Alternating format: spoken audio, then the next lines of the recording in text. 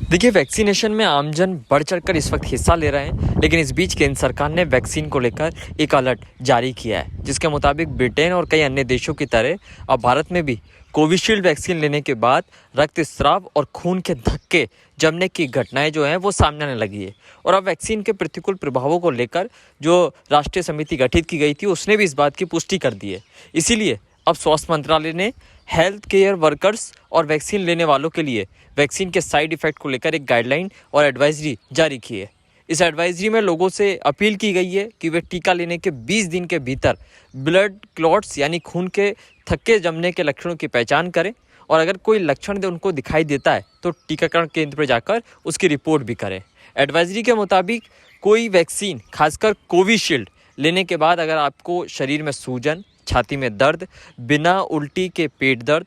तेज सिर दर्द और सांस लेने में अगर तकलीफ होती है, ऐसे लक्षण दिखाई देते हैं तो टीकाकरण केंद्र पर जाकर उसकी रिपोर्ट ज़रूर करें। एडवाइजरी में कहा गया है कि अगर आपको इंजेक्शन लगने वाली जगह के अलावा शरीर के किसी भी हिस्से पर लाल रंग के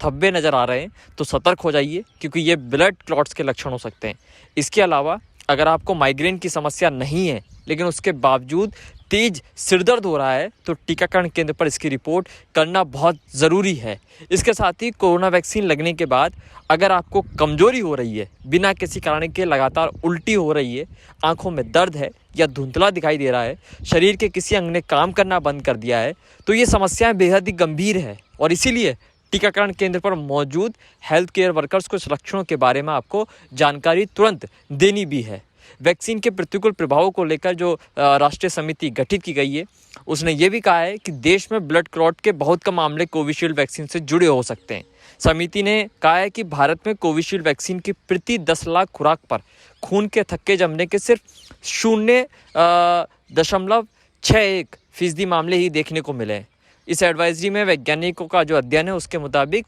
वैक्सीन लेने के बाद खून के थक्के जमने का खतरा यूरोपीय मूल के जो व्यक्ति हैं उनकी तुलना में दक्षिण और दक्षिण पूर्व एशियाई मूल के व्यक्तियों में लगभग 70% कम होता है।